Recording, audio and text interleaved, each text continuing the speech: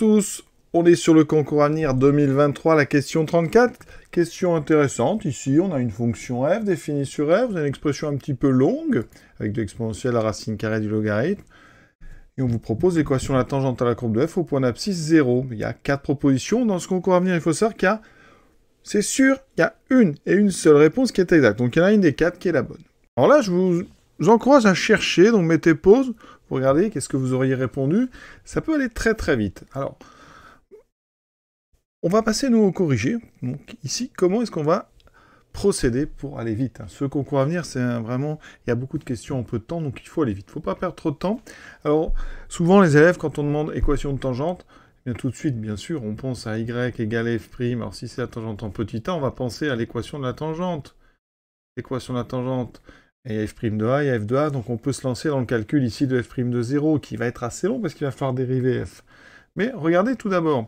Une tangente, il y a deux particularités. Si vous prenez la tangente à une courbe, voilà, la tangente par exemple au point A d'abscisse petit a, f de a, la tangente elle a deux particularités.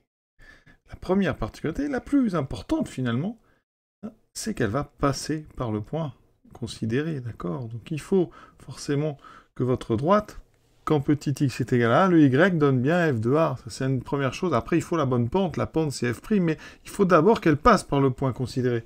Alors ici, regardez bien. f de 0, ça vaut combien? Donc, je calcule 3 fois. La racine, donc, exponentielle 0, ça fait 1. Plus 0 carré, ça fait 0, donc plus 3, ça fera racine de 4. Moins ln ici de 0, plus exponentielle 0 qui vaut 1. Et ln de 1 vaut 0. Donc, ça fait 3 racines de 4.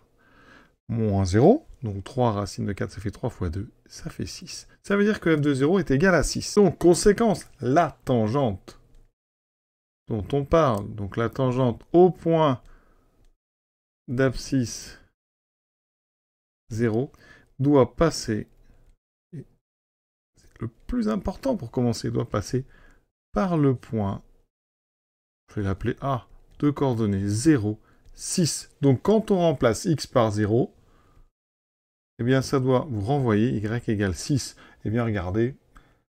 Pour la première, si je prends x égale 0, ça fait bien 6.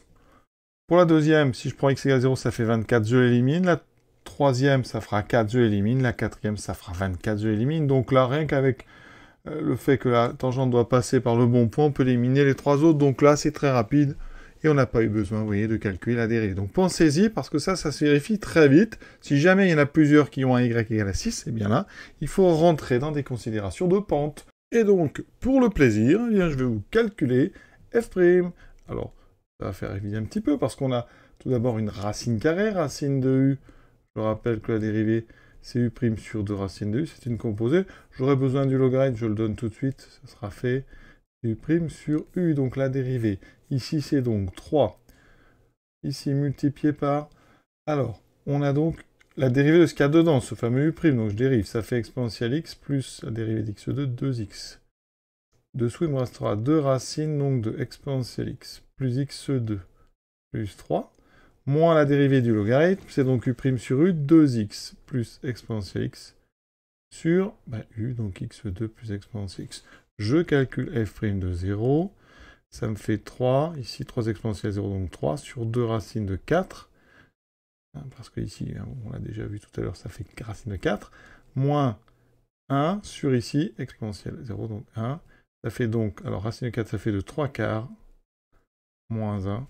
Ça me fait moins 1 quart. Donc l'équation de ma tangente y égale f' fois x moins 0, donc fois x, plus f de 0, plus 6. Et vous voyez bien que c'est bien 6 moins 1 quart de x égale à y, donc c'est bien la réponse petit a. On a terminé cette question, assez intéressante quand même, parce que vous voyez, tactiquement, il faut aller vérifier d'abord que votre tangente passe bien par le bon point, et vous gagnerez certainement du temps, et vous pourrez éliminer la plupart du temps quelques-unes des propositions.